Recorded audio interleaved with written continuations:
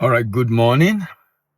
My contemplation this morning is still on finding buyer, and I'll be talking about protocol to finding buyers. And I have quite a number of this protocol. And this protocol has been gathered over the years, having been in the sector for almost 2 decades. And I realized that one of the reasons why people are unable to get buyer as expected is because they lack understanding of this protocol. Because a number of people believe one of their major challenge in international trade, particularly export, is finding buyers. And I have a different opinion on that. And the reason I have a different opinion is because I believe if you know what to do, you will get the buyer. You will get the buyer. So the first thing I'll be talking about this morning is you need to avoid prospecting for buyer before export readiness evaluation. And you see the reason as I go along, because you're going to notice the fact that one of the major reasons is because of lack of export readiness. People prospect for buyer. Now the buyer has come. It's time to perform. They can't perform. So the question is, why are you looking for buyer when you are not able to perform? Why are you looking for buyer when you are not able to ship? Why are you looking for buyer when you cannot deliver? Why are you looking for buyer? Why prospecting for buyer when you don't have what it takes to be able to deliver on the goods as expected? There's no point in looking for buyer if you can't deliver. Delivering will mean you have the funding to do the shipment. You have a good understanding of the step-by-step process involved. If they ask you questions, you have answer. You don't have to wait for days, weeks to get answer. For example, what is the quality specification of the item you want to export? You should be able to tell them because you have a good understanding of your product. You have a good understanding of your product. You know the quality specification of your product. You know how to package the product well. You know how to avoid pitfalls that could hinder sales. Having a good understanding of this is important to start in the first place, so you don't communicate a sign that you are not ready. Breaking this communication means that the exporter will either find it difficult to get buyers abroad, and if he manages to get buyer abroad, it will not be able to fulfill the order. Why? Because it's putting the cart before the horse. Avoid looking for buyer before export readiness. Because even if you get the buyer, most likely you will not be able to ship. Most likely you disappoint the buyer. Why? Because you fail to fulfill the order. And this destroys hard-earned export business relationship. And let me say something here. When you disappoint a buyer, it's not just you that disappoint the buyer, it's your country that disappoint the buyer. Because the next time someone from your country approach the buyer, say, those from that country. Those that country, they are not serious. Why is he saying that? He's saying that because he has had one person, in some cases 2 people, that have promised, probably signed the contract, but failed to perform as expected.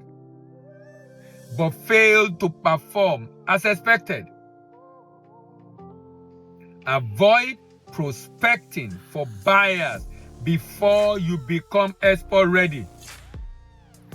If you have a product you want to ship, ask yourself, what does it take to ship a container load of this product, particularly if it's commodity? If it's not commodity, maybe they can ask for 100 carton, 200 carton, 500 carton, 1,000 carton, and you have to ship by air. If you are shipping by air or you are doing grouping, what does it take to ship this good to destination? Know exactly what it takes before you start prospecting. So if I'm going to ship 1,000 carton of this product abroad, what will it cost me? If I'm going to ship a container load, what will it cost me? Am I ready for it? Do I have what it takes to be able to do the shipment?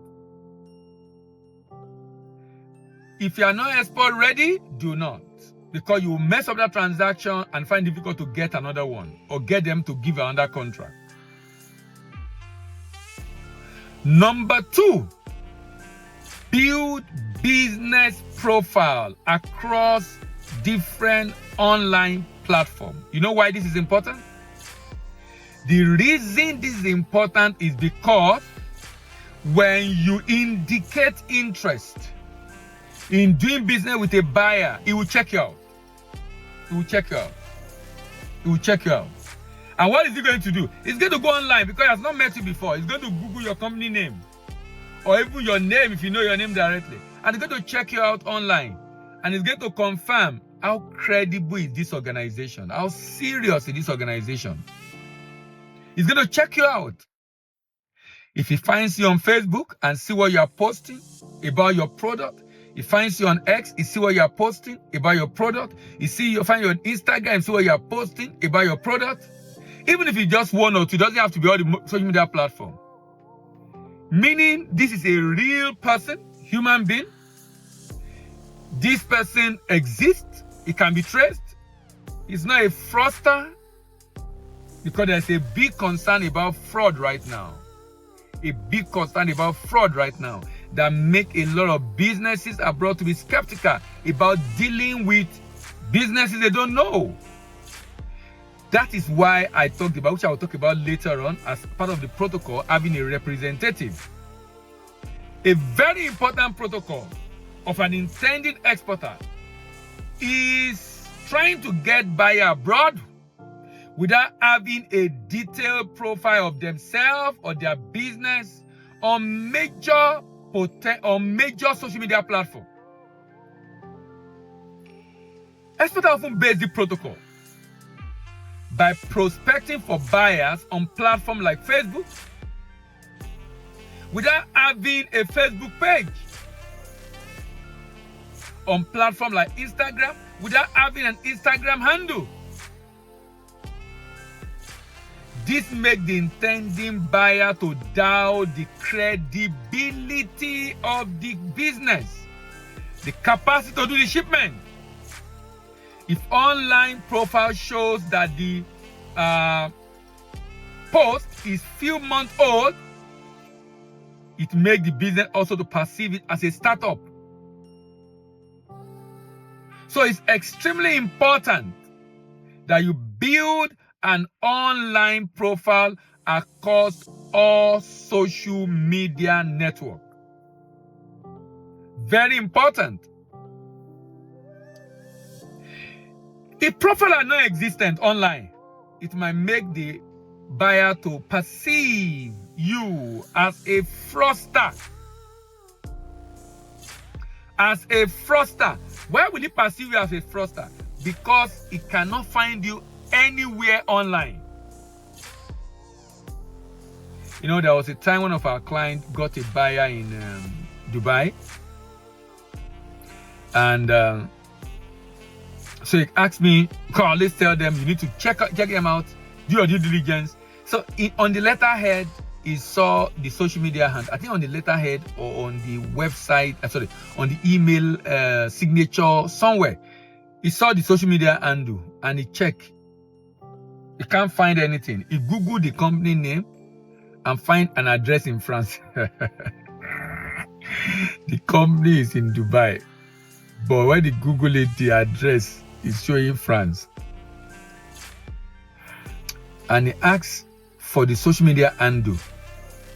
I think he asked for the social media handle, and they don't have. I think they don't have. Not that I found it. They don't have. It's a website that made him become concerned.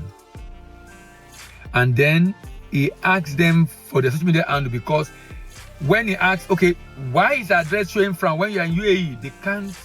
They were not coherent in their explanation. In fact, when it got me thinking is when the people were more desperate to sign the contract rather than address the concern that he has. The third thing I'll talk about this morning on protocol to finding buyer is consistency. Take your product from awareness to action. You know, when you start promotion online, generally, there is this AIDA model, AIDA model. It shows that promotional effort of a business move a prospect through 4 stages. And the phases include: number 1, your promotional activity create awareness.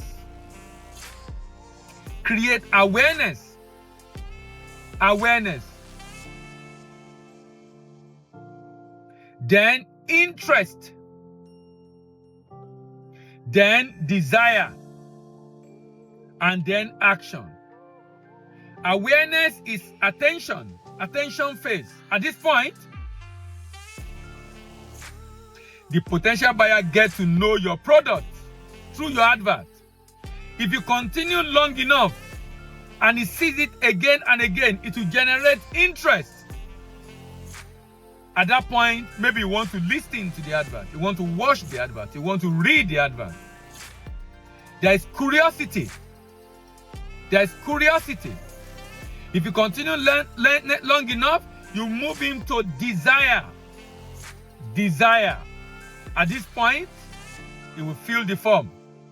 You will sign up for your newsletter. You will provide the detail you can use to reach him. Immediately, he provides that detail, that is desire, which is through your landing page or through your WhatsApp.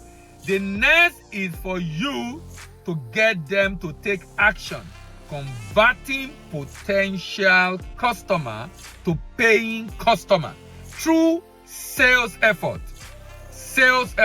We have a material on our e-learning platform called Selling Effectively in the Export Market, and we give it to our client rep in the export market. Client rep to know exactly how to sell effectively in the export market, how to prospect and sell. Because when you get that contact, if you're in Africa, particularly in Nigeria, do not call that number. Get your rep abroad to be the one to make that call. Why? Just because you are black, you are a fraudster until you prove otherwise. Because of the credibility, because of the history we have built online that made them not to see you as being credible enough to give you that contract. They are not seeing you as being credible enough to give you that contract. That is extremely important. Very important, ladies and gentlemen. Very important. Why is this important? This is important because not every prospect becomes a paying customer. You will notice the need to continue long enough. Continue long enough. That means if your result stuff is not yielding results, week 1, week 2, week 3, week 4, month 1, month 2, continue. At least 3 to 6 months. Intense publicity. With a landing page that have enough information to get them to take a buying decision.